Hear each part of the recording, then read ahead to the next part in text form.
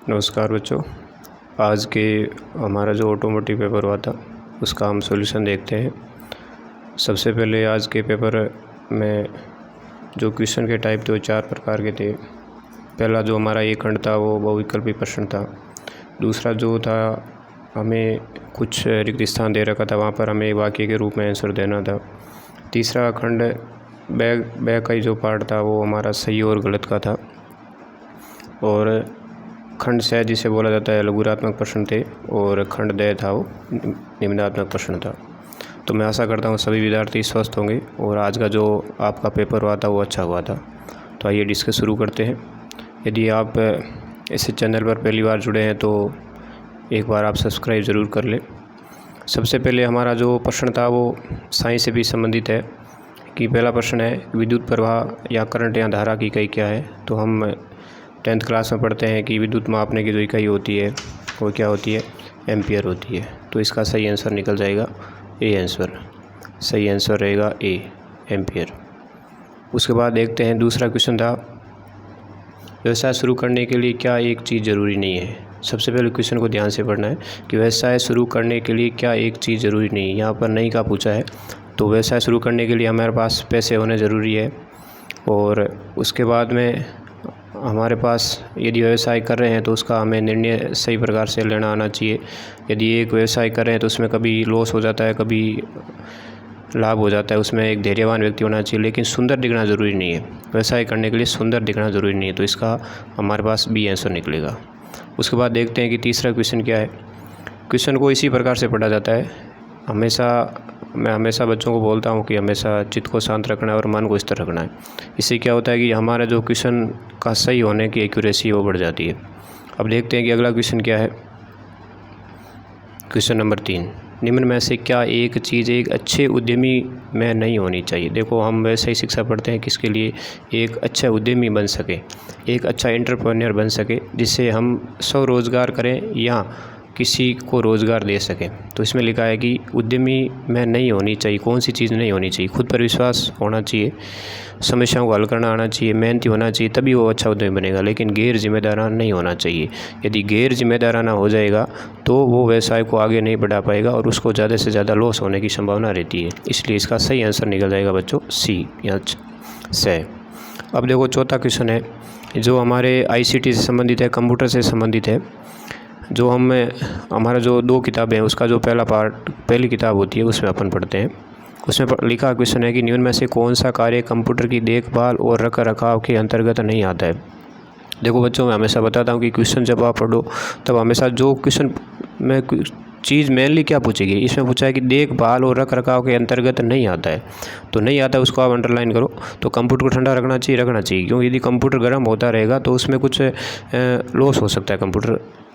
उसके बाद बैटरी को ओवर चार्जर से बचाना चाहिए, बिल्कुल सही है। एंटीवायरस को अपडेट करना चाहिए जिससे हमारा जो सिस्टम है वो सही से वर्क कर सके। उसके बाद में कंप्यूटर को गंदा रखना, ये रख रखाव के अंतर्गत नहीं आता है। ठीक है, ये डी ऑप्शन इसका हो जाएगा। अब अगला क्वेश्चन देखते हैं कि कंट्रोल और शिफ्ट की इसमें से कहाँ पाई जाती है। हम जब कंप्यूटर का यूज़ करते हैं तो कंट्रोल और शिफ्ट की हम कहाँ देखते हैं? क्या CPU में देखते हैं? CPU एक हार्डवेयर का प्रकार है, माउस भी एक हार्डवेयर है, प्रिंटर भी एक हार्डवेयर है, कीबोर्ड भी हार्डवेयर है। लेकिन जो कंट्रोल और शिफ्ट जो हम देखते हैं वो कहाँ पर देखते हैं? कीबोर्ड पे देखते हो। तो इसका सही आंसर क्या निकल जाएगा? ब। 5 का सही आंसर निकल जाएगा ब। अब इसमें आपको क्या करना है कि आपके जो मैं आंसर बता रहा हूँ वो आप जब हमारा पूरा वीडियो आप देखोगे तब आपको कमेंट बॉक्स में बताना है कि सर मेरे ABCD में या बहुविकल्पी में इतने क्वेश्चन सही हो रहे हैं, सही गलत में इतने सही हो रहे हैं, और जो खाली स्थान है जो ब्लैंक है उसमें मेरे इतने सही हो रहे हैं। इससे आपको एनालिसिस लगेगा कि भाई आपके कितने क्वेश्चन सही बैठ रहे हैं। उसके बाद अगला क्वेश्चन है कि किसके द्वारा तनाव को कम नहीं किया जा सकता है। पूछा है कि तनाव को कम नहीं किया जा सकता है। व्यायाम करके अपन कर सकते हैं, सकारात्मक सोच रखकर, स्वस्थ आहार करके, और अब क्वेश्चन पूछा है कि तनाव को कम नहीं कर सकते हैं। तो इसमें किससे कम नहीं कर सकते हैं? गुस्सा करके हम तनाव को बढ़ा सकते हैं लेकिन कम नहीं कर सकते हैं। अब देखो क्वेश्चन को कैसे हल करना है कि नहीं कर सकते हैं और कम कैसे कर सकते हैं कि व्यायाम करके कर सकते हैं, सकारात्मक सोच रखकर और स्वस्थ आहार लेकर, लेकिन गुस्सा करके हम तनाव को बढ़ा सकते हैं लेकिन कम नहीं कर सकते हैं। इसका सही आंसर क्या निकलेगा? से सड़क। तो छठे का सही आंसर क्या निकल जाएगा? से। अब 7वां क्वेश्चन है कि इनमें से कौन सा एक वाक्य का प्रकार नहीं। वाक्य क्या हो सकते हैं, साधारण हो सकते हैं, प्रश्नवाचक हो सकते हैं, विस्मयादि बोध हो सकते हैं, लेकिन क्रिया एक प्रकार की अलग होती है। जो हम करते हैं वो क्रिया कहलाती है, जो कार्य हम करते हैं वो क्रिया कहलाती है, लेकिन वो वाक्य का प्रकार नहीं। तो इसका सही आंसर निकल जाएगा स। इसका भी सही आंसर क्या निकलेगा, स। तो 7 तक हमने सही आंसर देख लिए। अब क्वेश्चन क्या है 8वां भी जो हमारे ऑटोमोटिव से रिलेटेड है। 8वां क्वेश्चन क्या है कि इंजन की घूर्णन गति को मापने के लिए कौन सा यंत्र काम में लेते हैं। तो इंजन जैसे कि घूर्णन करता है तो उसमें जैसे हाइड्रोमीटर है, मल्टीमीटर है, थर्मामीटर है, ये अलग मीटर होते हैं, लेकिन ये टेकोमीटर है। टेकोमीटर से हम क्या करते हैं, जो इंजन की घूर्णन गति को मापने में काम लेते हैं। हाइड्रोमीटर जल आर्द्रता को देखा जाता है, वो हाइग्रोमीटर होता है। हाइड्रोमीटर जल की आर्द्रता को देखा जाता है, और थर्मामीटर है जो टेम्परेचर वगैरह देखते हैं।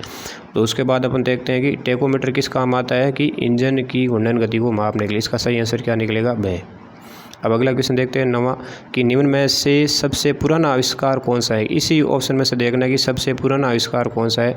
जब तक हमने पढ़ा है या समझा है तो एयर बैग है, डीजल इंजन है, एंटी लॉक ब्रेक है, लेकिन हाइब्रिड वाहन है ना, वो सबसे पुराना आविष्कार माना जाता है।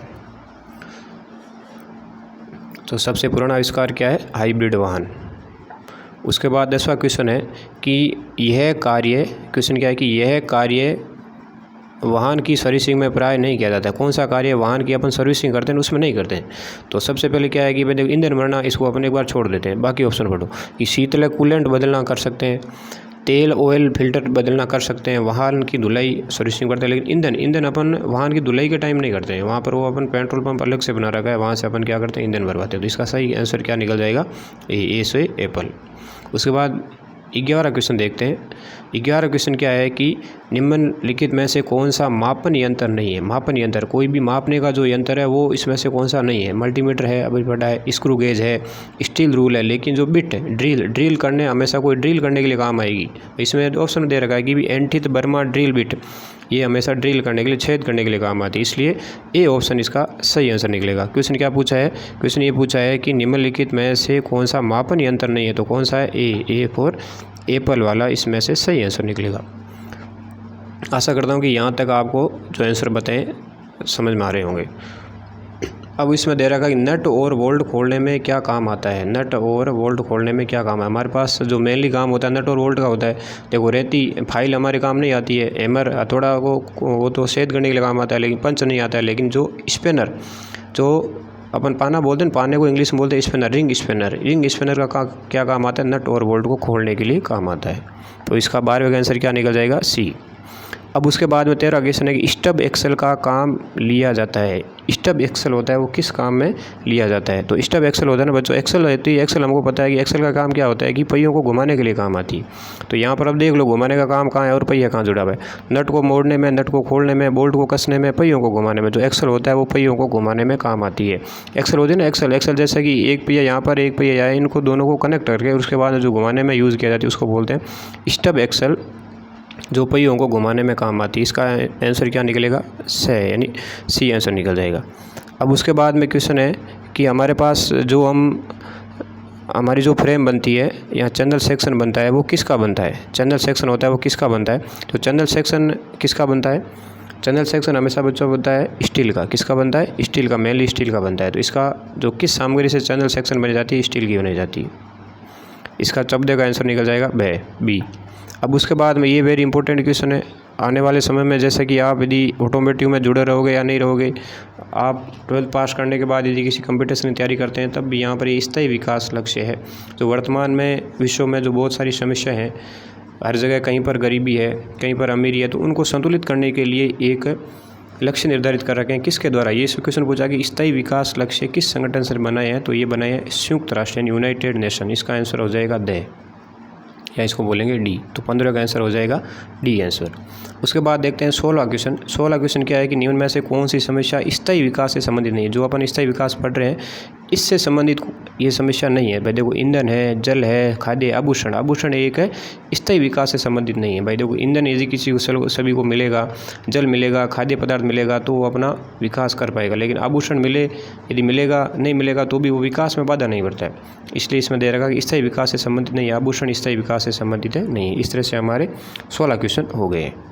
अब अगला क्वेश्चन देखते हैं। अगला क्वेश्चन है सेक्शन बी का। सेक्शन बी में क्या दे रखा है कि एक शब्द से एक वाक्य में आंसर देना है। ये कितने क्वेश्चन है, तो 8 क्वेश्चन है, आधे आधे नंबर के हैं। अब देखते हैं कि पहला क्वेश्चन क्या है कि 17 क्वेश्चन है कि उद्यमियों को खाली जगह होना चाहिए। उद्यमियों को क्या मेहनती होना चाहिए, आलसी होना चाहिए? भाई अभी मैंने पीछे बताया कि मेहनती होंगे तभी वो अपना उद्यम चला पाएंगे। तब इसका सही आंसर क्या हो जाएगा, उद्यमियों को हमेशा मेहनती होना चाहिए। आप विद्यार्थी मेहनत करोगे तभी आपको एक अच्छी सीढ़ी मिलेगी, या अच्छी आपको मेहनत का अच्छा नतीजा मिलेगा। जब मेहनत के फल मीठा होता है ना, अपन सुनते हैं, तो इसी प्रकार से उद्यमी यदि मेहनत करेगा तो उसको भी अच्छा उसको परिणाम मिलेगा। तो 17 का आंसर हो जाएगा खाली जगह पर क्या आएगा, मेहनती। उद्यमी हमेशा क्या होना चाहिए, मेहनती होना चाहिए। उसके बाद में अब इसमें दे रखा है, जब मैंने आपको क्लास में पढ़ाया था मैंने आपको बताया था कि हमेशा अपन जब कंप्यूटर को यूज़ करते हैं तो मेनली हमेशा कॉपी पेस्ट करते हैं, और उसके बाद कॉपी करते हैं किसी चीज़ को या किसी भी डाटा को या किसी फाइल को, तो कॉपी करने के बाद उसको कहीं पर पेस्ट करते हैं।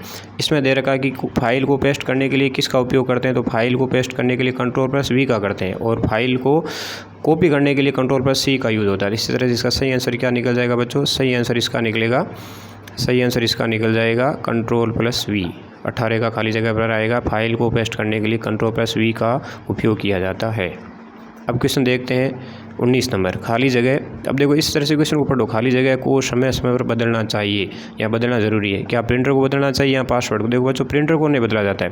प्रिंटर तो हमेशा जैसे स्थायी होता है।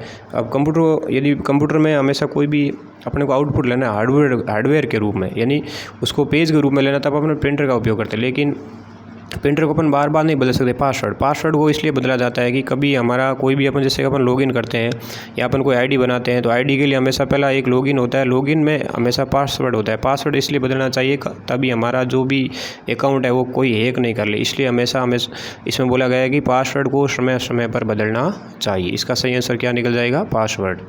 अब अगला क्वेश्चन देखते हैं। अगला क्वेश्चन क्या है कि तनाव प्रबंधन हमारा तनाव कैसे कम कर सकता है? तनाव प्रबंधन हमारा तनाव कम कर सकता है। तनाव प्रबंधन यदि हमारे पास है, क्या लिखा, स्ट्रेस मैनेजमेंट। देखो कभी कभी यदि हमें को हिंदी में शब्द समझ में नहीं आता है तो इंग्लिश भी पढ़ना चाहिए। Stress management can blank our stress. तो हमेशा तनाव प्रबंधन हमने कर लिया तो हमारा तनाव को हमेशा वो क्या करेगा बच्चों, कम करेगा। तभी यदि हम तनाव को प्रबंधन कर पाएँ। तो इसका सही आंसर क्या निकल जाएगा, 20वें का सही आंसर निकल जाएगा 20वें का कम। तनाव प्रबंधन हमारा तनाव क्या करता है, कम करता है। इस तरह से हमने 20 क्वेश्चन का आंसर इस तरह से देख लिया। यदि किसी विद्यार्थी को लगता है कि सर आपने आंसर गलत बता दिया, तो आप कमेंट बॉक्स में मेरे को बता देना, तो हम यदि गलत हुआ है तो हम सही कर लेंगे। अब उसके बाद क्या लिखा है कि सही या गलत में उत्तर लिखे, सही या गलत में। अब देखो, अब क्वेश्चन को ध्यान से पढ़ो। अपने कार्यस्थल से छुट्टी के लिए हमें समाचार पत्र के माध्यम से आवेदन करना चाहिए? नहीं, समाचार पत्र में हम आवेदन नहीं कर सकते हैं। हम केवल एक पेज के रूप में अपने कक्षा अध्यापक को या अपने प्रधानाचार्य को छुट्टी के लिए आवेदन कर सकते हैं। तो ये क्वेश्चन क्या है, गलत है। हम समाचार पत्र में कैसे आवेदन करेंगे? इस तरह से समाचार पत्र में यदि आवेदन करते रहेंगे तो हमारी छुट्टी कब मंजूर होगी? तो इसको क्वेश्चन का भाव समझोगी। अपने कार्यस्थल से छुट्टी के लिए हम समाचार पत्र के माध्यम से आवेदन करना चाहिए? नहीं, हमें एक सामान्य रूप से आवेदन करना चाहिए जो सभी करते हैं। तो इसका सही आंसर क्या निकल जाएगा, ये क्या है, गलत है। प्रेरणा हमें दूसरों को देख कर आती है? नहीं। देखो इसमें क्या लिखा हुआ है, सेल्फ मोटिवेशन। देखो बच्चों, हमें खुद का मोटिवेशन है तो हम दूसरों को देख के कैसे जाएगा? तो ये एक प्रकार ये भी क्या है, गलत है। प्रेरणा हमें दूसरों को देख कर आती है? नहीं, प्रेरणा खुद को अंदर से महसूस फील करके ही इसमें से प्रेरणा आती है। तो ये भी क्या हो जाएगा, गलत हो जाएगा। सुनना, अब देखो संचार मतलब होता है कम्युनिकेशन, मतलब सूचनाओं का भेजने का तरीका। Listening is one of the communication method. सुनना एक संचार का तरीका बिल्कुल है, सुनना। जैसे कोई इसमें अपन जब कम्युनिकेशन बच्चों पढ़ते हैं तब क्या पढ़ते हैं, मौखिक और गैर मौखिक, वर्बल और नॉन वर्बल। अब देखो नॉन वर्बल और वर्बल, अब उस तरह से वर्बल में क्या होता है, जैसे कि अपन बोलते हैं, जैसे नॉन वर्बल में क्या होता है, इशारों से होता है। अब सुनना भी एक अपन कोई जैसे कि हमें बता रहा है, कोई सूचना दे रहा है तो अपन क्या करें, सुन रहे हैं उनको। जैसे कि मैं अभी आपको बता रहा हूँ, पढ़ा रहा हूँ, तो ये प्रकार का क्या है, संचार है। किस प्रकार से आप उसको सुनकर संचार कर रहे हैं, ठीक है। लेकिन आपका माध्यम क्या है, माध्यम आपका क्या, मोबाइल है। तो इस तरह से सुनना एक संचार का तरीका है, बिल्कुल सही है। संचार में जो अपन सुन रहे हैं वो संचार का एक क्या है, तरीका है, बिल्कुल सही आंसर होगा इसका सही। अब उसके बाद क्या है कि ये भी एक साइंस का क्वेश्चन, अच्छा क्वेश्चन। जब मैं बच्चों को मैंने पढ़ाया था तब मैंने बोला कि कुछ जो टर्मिनोलॉजी वो हमें साइंस में याद रखनी चाहिए। जैसे कि प्रतिरोध की इकाई क्या, ओम है, बिल्कुल सही। जैसे कि धारा की इकाई क्या, एम्पेयर होती है, उसी तरह से प्रतिरोध की इकाई क्या है, ओम है। इसका सही आंसर क्या हो जाएगा, सही। भाई प्रतिरोध unit of resistance is ohm, true false. तो ये इसका सही आंसर क्या आ जाएगा बच्चों? ट्रू। तो 24 का सही आंसर क्या हो जाएगा? ट्रू। अब उसके बाद देखते हैं सेक्शन सी। सेक्शन सी में क्या बोला है कि जैसे अभी अपन ने पीछे क्वेश्चन देखा है, कौन सा क्वेश्चन देखा कि भाई जो यूएन ने हमें बताया तो 15 नंबर क्वेश्चन देखा था। यूनाइटेड नेशन ने कुछ स्थायी विकास के लक्ष्यों को हमें दे रखा है। तो इसमें दे रखा है कि अब मैंने इसका आगे पीडीएफ में सॉल्यूशन भी दे रखा है कि किन्हीं 5 स्थायी विकास लक्ष्यों का नाम व उद्देश्य संक्षिप्त में लिखे। देखो 5 स्थायी विकास लक्ष्य है। मैंने बोला विकास लक्ष्य क्यों निर्धारित किए, किसके द्वारा किए गए? सबसे पहले यूएनओ के द्वारा किए गए। अब कितने स्थायी विकास लक्ष्य? 17 है। ये कब तक हमें लक्ष्य हासिल करने हैं? तो बच्चों 2030 तक ये लक्ष्य हासिल करने हैं। ये किसके द्वारा दिए गए? तो यूएन यूनाइटेड नेशन के द्वारा दे रखे हैं। जैसे कि इसमें कौन कौन से लक्ष्य हो सकते हैं? जैसे कि गरीबी को कम करना, भूखमरी को समाप्त करना, यदि बहुत सारे देशों हैं उनके बीच में यदि आंतरिक कलह है उनको कम करना, स्थायी खपत और उत्पादन के पैटर्न को जैसे कि सुनिश्चित करना, जैसे जलवायु परिवर्तन हो रहे हैं तो और उनमें जो प्रभाव है उनको कम करना। इस तरह से ये 5 अपन देख सकते हैं। किसके? 5 अपन स्थायी लक्ष्य दे रखे हैं। ये किसके द्वारा दे रखे हैं? यूएनओ के द्वारा दे रखे हैं। 2015 से लागू हुए हैं, 15 साल के लिए। 2030 तक ये हमें प्राप्त करने कितने लक्ष्य हैं? 17 लक्ष्य है। अब उसके बाद देखते हैं कि क्वेश्चन नंबर 26 क्वेश्चन है कि उपयुक्त चित्र के माध्यम से कंप्यूटर के प्रमुख पार्ट्स को बताइए। अब देखो कोई भी आप चित्र बना लो। अब चित्र के बाद में कंप्यूटर में आपको क्या क्या देखना है भाई? एक हार्डवेयर होता है, सॉफ्टवेयर होता है। अब हार्डवेयर में कौन कौन से हो सकते हैं? जैसे कि सीपीयू ले लो, कीबोर्ड ले लो। उसके बाद इसके अंदर क्या क्या होती है? मेमोरी होती है। उसके बाद इसमें इनपुट किस प्रकार से आता है, आउटपुट किस प्रकार से आते हैं, ये इसके क्या हो जाएंगे? मुख्य पार्ट्स हो जाएंगे किसके? कंप्यूटर के। अब उसके बाद दे रखा है कि वाहन विक्रय के पश्चात किए गए ग्राहक सेवा व देखभाल कार्यों के कोई 5 लाभ लिखिए। भाई जैसे कि हमें वाहन विक्रय करते हैं, उसके बाद हमें किस प्रकार की वाहन सेवा व देखभाल कार्यों के लिए कोई 5 लाभ किस प्रकार से हो सकते हैं, वो अपन बेसिक अंडरस्टैंडिंग यदि आपकी समझ के आधार पर आप उसके बारे में लिख सकते हो। ये मैंने इसका सॉल्यूशन आगे दे रखा है, मैं अभी आपको बता देता हूँ। जैसे ये सारे आंसर मैंने लिख रखे हैं। उसके बाद जैसे कि ये इसमें दे रखा है कि भाई कंप्यूटर के मुख्य कौन कौन से इनपुट यूनिट है, आउटपुट यूनिट है, मेमोरी यूनिट है, कंट्रोल यूनिट है, ALU यानी अर्थमेटिक लॉजिक यूनिट होती है। अब उनके कार्य किस प्रकार से होते हैं? स्टोरेज यूनिट होती है, कंप्यूटर मेमोरी होती है। अब देखो उस प्रकार रख रखाव के जहाँ से अपन किस प्रकार कर सकते हैं कि सबसे पहले अपन तो तेल के स्तर की टॉपिंग करना, बेल्ट के उचित मानव तनाव की जांच करना, और उसके बाद दे सकते हैं सफाई किस प्रकार से कर सकते हैं, ब्रेक की जांच करना, यदि आवश्यक हो तो शीतलक व कूलेंट की टॉपिंग के बारे में जाँच करना। ये मेनली अपन को जो भी वाहन खरीद रहे हैं या कोई बेच रहा है उसके मेनली हमें उनके बारे में ध्यान रखना चाहिए। अब उसके बाद हमारा अगला क्वेश्चन है कि कार सुरक्षा क्यों उपयोगी है? कार की सुरक्षा करना क्यों उपयोगी है? अब किन्हीं 5 सुरक्षा प्रौद्योगिकियों के नाम लिखिए। कार सुरक्षा क्यों उपयोगी है कि क्या कार में यदि हमारे पास सीट बेल्ट होगा तो हम उसमें कभी मान लो कभी इमरजेंसी में ब्रेक लगाते हैं तो हमारी बॉडी इस तरह रहेगी। इसी प्रकार से हमारे पास यदि एयर बैग है तो हमें कभी मान लो कभी कोई एक स्पीड से ज़्यादा स्पीड हमारी बढ़ जाती है तो एक्सीडेंट मान लो नहीं करे भगवान हो जाए तो कभी तो हमें वो सुरक्षा दे सकते हैं। इस प्रकार से बहुत सारे हैं जो हमारे पास है सुरक्षा प्रौद्योगिकी के कार सुरक्षा के लिए यूज़ कर सकते हैं। जैसे कि यहाँ भी ये भी मैंने आपको आगे इसमें बता रखा है कि कौन कौन सी चीज़ें यहाँ पर अपन यूज़ कर रहे हैं। जैसे कि ये मैंने सस्टेनेबल डेवलपमेंट को आपको बता दिया कि कौन कौन से होते हैं। उसी प्रकार से ये जो 17 गोल होते हैं वो मैंने आगे इसमें लिख रखे हैं कि भाई नो पॉवर्टी, और उसके बाद में जैसे कि 0 हंगर इंडेक्स है, गुड हेल्थ है। इस प्रकार से हम ये कर सकते हैं। अब रख रखाव की जाँच इस प्रकार से अपन कर सकते हैं। उसके बारे में क्या होता है और क्या नहीं होता है अब देखते हैं।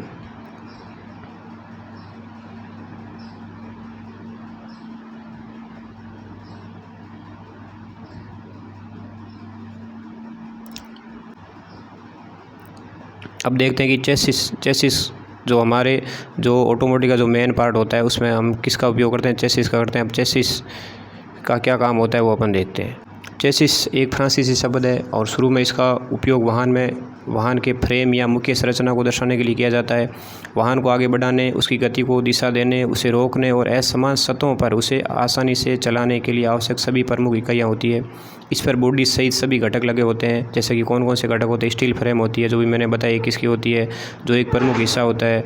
यात्री कार के मामले में पूरी बॉडी चेसिस का अभिन्न अंग होती है। इस तरह से अपन इस चेसिस को बता सकते हैं। चेसिस के कार्य क्या होते हैं कि वाहन और उसके यात्रियों का भार वहन करना, मुड़ते समय चेकेंद्री या सेकेंडरी बल का सामना करना। इस तरह से इससे चेसिस के मुख्य कार्य होते हैं। अब अगला वर्ड आया कि क्रैकिंग मोटर क्या होता है और ये क्या काम करती है, अल्टरनेटर का क्या काम होता है। अब देखते हैं कि क्रैकिंग मोटर क्या होती है और अल्टरनेटर क्या होता है। तो सबसे पहले अल्टरनेटर होता है कि प्रत्यावर्ती धारा उत्पन्न करने वाला एक विद्युत जनरेटर होता है। यह एक तुल्यकालिक मशीन होती है। वर्तमान समय में अधिकांश शक्ति संयंत्रों में विद्युत उत्पादन का कार्य कौन करता है, अल्टरनेटर करता है। अल्टरनेटर का कार्य होता है कि ये एक प्रत्यावर्ती धारा उत्पन्न करने वाला विद्युत जनरेटर होता है।